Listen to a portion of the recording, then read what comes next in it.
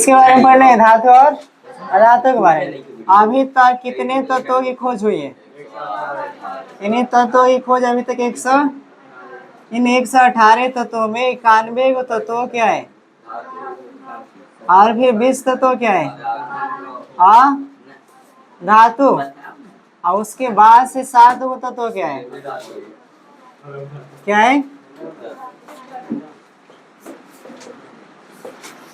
इन्हीं 118 तत्वों में 91 को जो तत्व है, 91 वो कितना है, धातु है, और 20 तत्वों के क्या है, और 7 तत्व उपधातु। धातु किससे कहते हैं? जिसमें धातु का गुण पाया जाता है। धातु के गुण पाने चमक होती है, जिसमें क्या होता है, चमक होता है, चमक होता है, या ये क्या होता है, तन्य होता है। इन्हीं धातुओं से कहते हैं जिसमें चमक होती है। जब उसको हम क्या करेंगे, साफ करेंगे तो क्या होगा, यानी मुक्त इलेक्ट्रॉन के कारण चमकता है।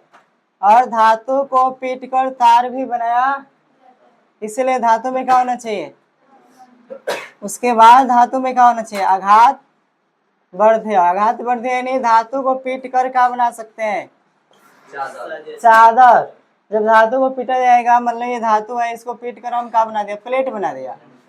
तो जब धातु को पीटने से क्या बन जाए, चादर, तो उसे क्या बोलते हैं। उसके बाद धातु में ऊष्मा का चालन होनी चाहिए, यानी ऊष्मीय चालन होना चाहिए। कौन सा? ऊष्मीय चालकता। यानी जब लोहा की छड़ को आग में क्या करते हैं, एक सिरे को गर्म करते हैं, दूसरा सिरा क्या होता है, या खाना बनाते समय क्या होता है, कलछुल। जब वो आता है कढ़ाई में, तो दूसरा सिरा क्या होता है, अपने आप गर्म। तो धातु उसे कहेंगे जो ऊष्मा का क्या करे, चालन। विद्युत का भी क्या करे, विद्युत का चालन, चलकता है, यानी जिसमें विद्युत धारा प्रवाहित हो सके।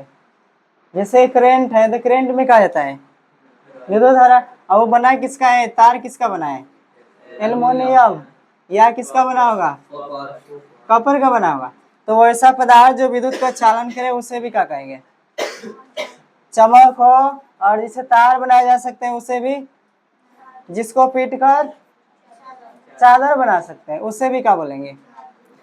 आज जो ऊष्मा का चालन करता है वो विद्युत का भी चालन करता है, उन सबको क्या बोलेंगे। और कौन सा गुण हो सकता है, बताओ तो। जिसमें विशेष प्रकार की चमक हो। चमक तो हो गया, जिसको किसी धातु से मतलब पीटने पर टन, जिसमें ध्वनि, यानी जब धातु को मारते हैं यानी पीटते हैं तो टन टन की धातु में से कहा चाहिए, टन टन की। तो जब किसी वस्तु पर हम हथौड़ा से मारेंगे उसमें से कहा है टन टन की, तो उसे क्या बोलते हैं, धातु बोलते हैं। पर उस घटना को क्या बोलेंगे, ध्वनिक, यानी ध्वनिक बोला। और हो सकता है धातु का गलनांक क्या होना चाहिए, अधिक तापमान पर। धातु का गलनांक उच्च होनी चाहिए, मतलब कि धातु को गलाने के लिए आग की जरूरत क्या पड़ती है, बहुत, यानी बल ज्यादा लगता है। किसी भी वैसा पदार्थ जिसको गलाने के लिए आग का चाहिए बहुत, जैसे लोहा को गलाने के लिए कितना आग की जरूरत होती है, 1535 डिग्री सेल्सियस।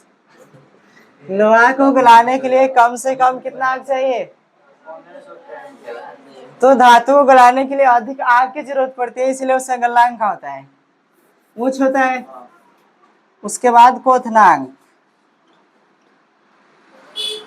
यानी धातु को वाष्प में बदलने के लिए भी आग की जरूरत बहुत, सुनाई दे रहा है पीछे, तो उसे क्या बोलेंगे, नहीं दे रहा है, क्वथनांक। यानी धातु में कौन कौन गुण है, पहले तो दूसरा क्या है, दूसरा क्या है, आघात वर्धक, यानी धातु को चादर बनाया।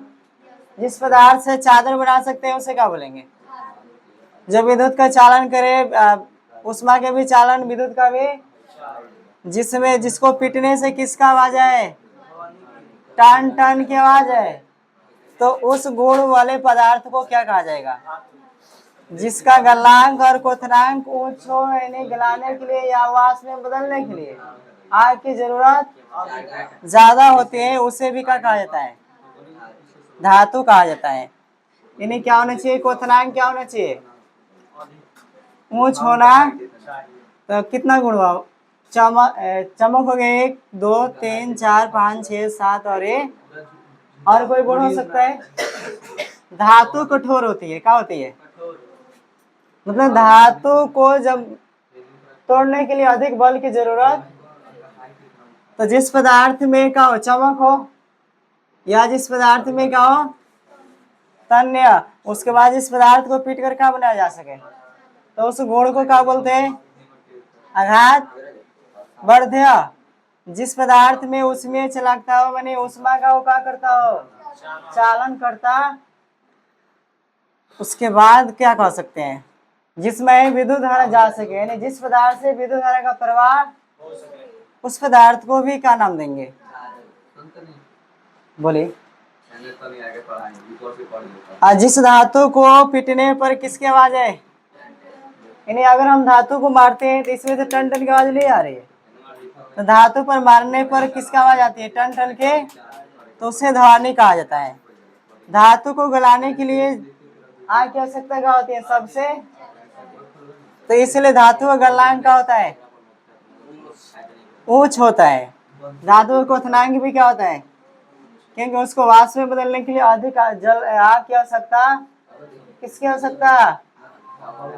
और धातु का होती है कठोर, क्योंकि वो काफी मजबूत बल से बंधा। तो इसमें लिखा है कि धातु चमई हो गया तन्य। तन्य माने सबसे अधिक तन्य किस पदार्थ का, किस धातु का होता है? तो सोना और चांदी। सोना और चांदी सबसे अधिक का होता है, जिसमें सोना सबसे अधिक तन्य होता है। 1 ग्राम सोना से 2 किलोमीटर लंबा तार बन सकता है। 1 ग्राम अगर सोना हो तो कितना दूर तक तार बनाया जा सकता है? 2 किलो। तो सबसे अधिक तन्य कौन सा धातु होती है? सोना। सोना के संकेत क्या होता है? Au। और चांदी का संकेत क्या होता है? Ag। Au और Ag होता है। 1 ग्राम सोना से कितना किलोमीटर लंबा तार बन सकता है? उसके बाद क्या है? आघात। इन्हें जिस पदार्थ को पीट कर क्या बना सकते हैं? चादर, तो उसे क्या बोलेंगे? तो आघात वर्धेय सबसे अधिक किसका होता है? सोना का ही होता है। किसका होता है?